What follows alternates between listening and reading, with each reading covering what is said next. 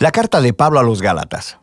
Fue escrita a varias iglesias en la región de Galacia, donde Pablo había viajado en uno de sus viajes misioneros. Puedes leer la historia en el libro de Hechos. Él escribió esta importante carta con una profunda pasión y frustración. Este es el trasfondo. El cristianismo comenzó como un movimiento judío mesiánico en Jerusalén, pero su mensaje era para toda la humanidad, así que rápidamente se esparció más allá de Israel. Para el tiempo en el que Pablo era misionero, había tantos no judíos como judíos en el movimiento de Jesús, y esto desató un gran debate del que sabemos gracias a Hechos capítulo 15. Históricamente, el pueblo del pacto de Dios estaba enfocado en un grupo étnico, Israel, y ellos se apartaban de los demás debido a las prácticas ordenadas en la Torá, como la circuncisión de los varones, comer kosher y guardar el día de reposo. Y había muchos cristianos judíos que creían que para que todos estos no judíos realmente pudieran ser parte de la familia de Dios, necesitaban obedecer las leyes de la Torá. Algunos de estos cristianos judíos terminaron siendo parte de las iglesias de Galacia. Estaban socavando la enseñanza de Pablo y demandando la circuncisión de todos los varones cristianos no judíos, y muchos lo hicieron. Y cuando Pablo escuchó acerca de esto, se quebrantó su corazón, se molestó, y el resultado fue esta carta. Primero, él reta a los Gálatas con un resumen del mensaje del Evangelio sobre el Mesías crucificado.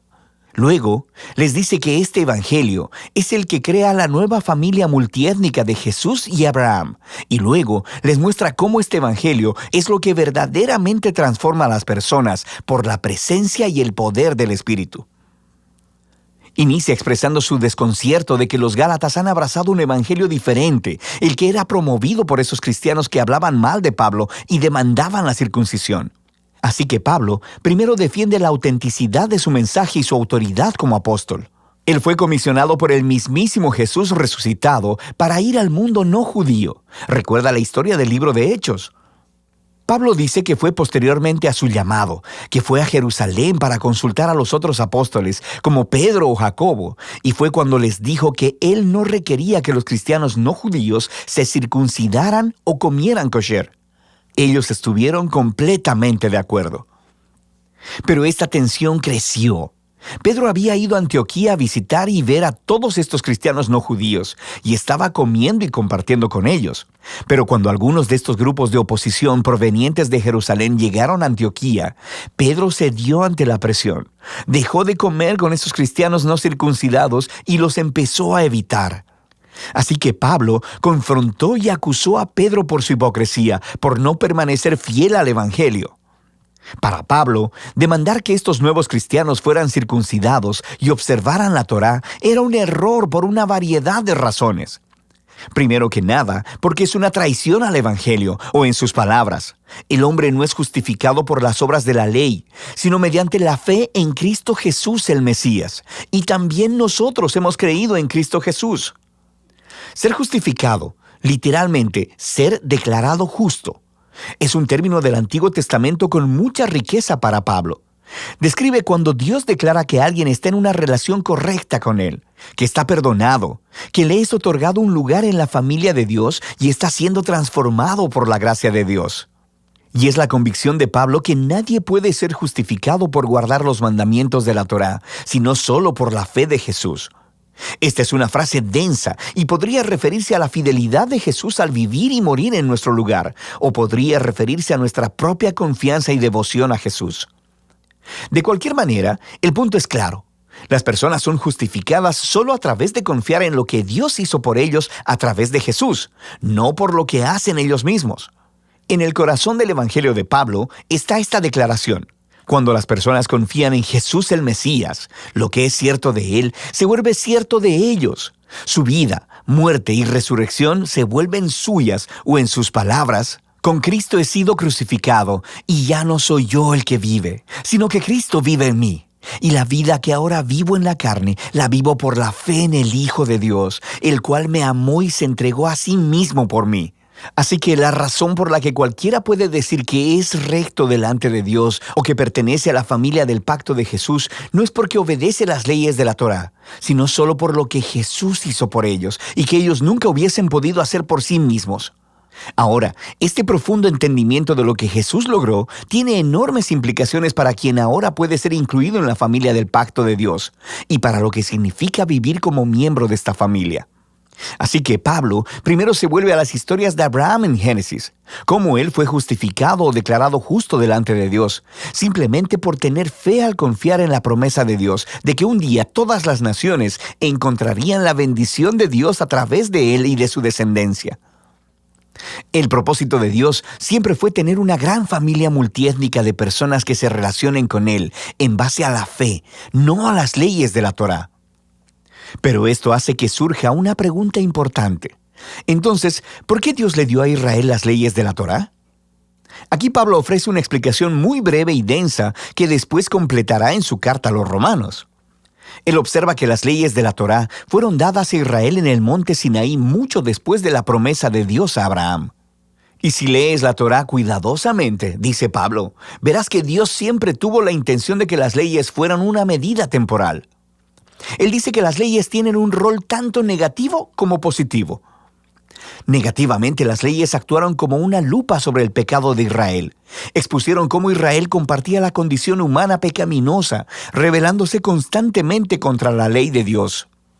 Así que la ley, la cual es buena, terminó declarando culpable a Israel y a toda la humanidad con él. O en sus palabras, la ley lo encerró todo bajo pecado. Pero las leyes también tuvieron un rol positivo. Actuaron como un profesor estricto que mantuvo alineado a Israel hasta la venida del prometido descendiente de Abraham, el Mesías. Y una vez que el Mesías vino, cumplió el propósito de la ley a favor de Israel. Jesús fue el israelita fiel que verdaderamente amó a Dios y al prójimo, y como rey de Israel, murió para llevar la maldición y la consecuencia del fracaso de Israel sobre sí mismo, y así traer redención. Así que ahora, a través de Jesús, el descendiente de Abraham, la bendición de Dios puede llegar a todas las personas, sin importar su etnia, estatus social o género. Para Pablo, requerir que los cristianos no judíos guarden la Torá no tiene sentido. Es actuar como si Jesús no hubiera cumplido la promesa de Dios ni lidiado con nuestro pecado. Ignora la nueva libertad que se ha ganado para nosotros en Jesús y el regalo del Espíritu, y limita la promesa de Dios y su bendición a una familia étnica. Pero, podrían alegar los oponentes de Pablo, las leyes de la Torá son una guía comprobada para vivir de acuerdo con la voluntad de Dios. ¿Cómo van los cristianos no judíos a aprender esto?